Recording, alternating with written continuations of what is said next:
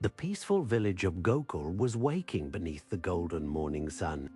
Cows wandered through the narrow lanes, little calves played near their mothers, and the sweet sound of birds filled the air. From every home came the gentle rhythm of daily life.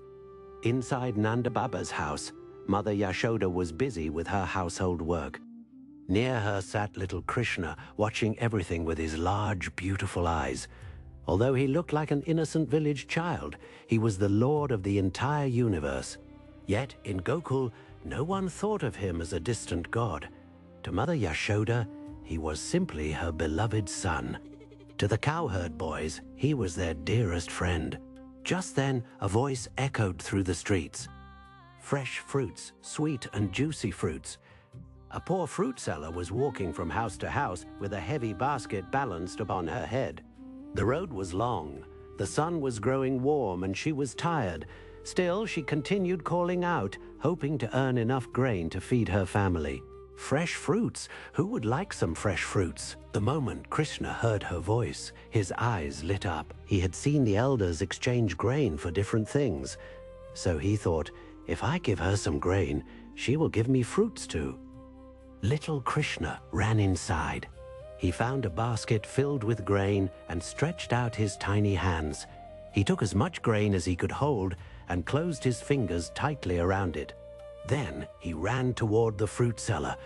But Krishna's hands were very small and his steps were quick and playful.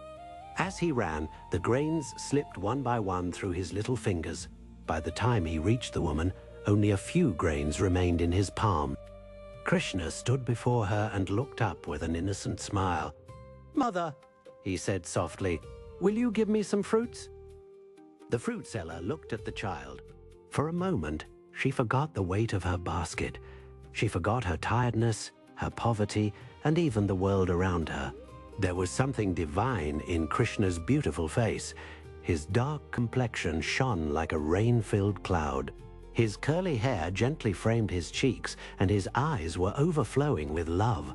Krishna opened his little hands. A few grains rested in his palms. "This is all I have," he said. "Can I have some fruits?"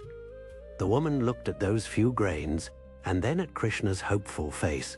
She knew they were not enough to pay for even a single fruit. She herself was poor and needed every bit of grain she could earn. But love awakened within her heart. "How could I send this sweet child away disappointed?" she thought. She accepted the few grains as if they were the greatest treasure in the world. Then she bent down and began placing her finest fruits into Krishna's arms. One fruit, then another, and then another. She continued until his tiny arms were completely filled. Krishna's face blossomed with joy. He smiled at her, a smile so pure and beautiful that her heart felt completely full. At that moment, she did not desire wealth or reward. That one loving smile was enough for her.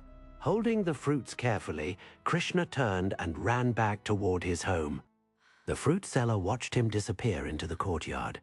Her eyes had become moist with devotion. She then lifted her nearly empty basket and prepared to continue her journey, but suddenly the basket felt strangely heavy. Surprised, she lowered it to the ground and looked inside. She could hardly believe what she saw. Her basket was filled with shining gold, precious jewels, and beautiful gems. They glittered like stars beneath the morning sun. The woman stood speechless. Then she looked toward Nanda Baba's house and understood. The little child to whom she had given her fruits was no ordinary child. He was Lord Krishna, the Lord who lives in every heart. Tears flowed from her eyes. She folded her hands and bowed toward the house. "My lord," she whispered, "I gave you only a few ordinary fruits, but you have filled my life with your grace." Yet the jewels were not Krishna's greatest gift to her. His true gift was the love and devotion he had awakened in her heart. Gold could make her life comfortable, but the memory of Krishna's smile would remain with her forever. This is the loving nature of Lord Krishna. He does not look at the value of what we offer. He looks at the love hidden within the offering. A leaf, a flower, a fruit, or even a few drops of water become priceless when given with a pure heart. The fruit seller offered whatever she had without expecting anything in return. And Krishna gave her far more than material wealth.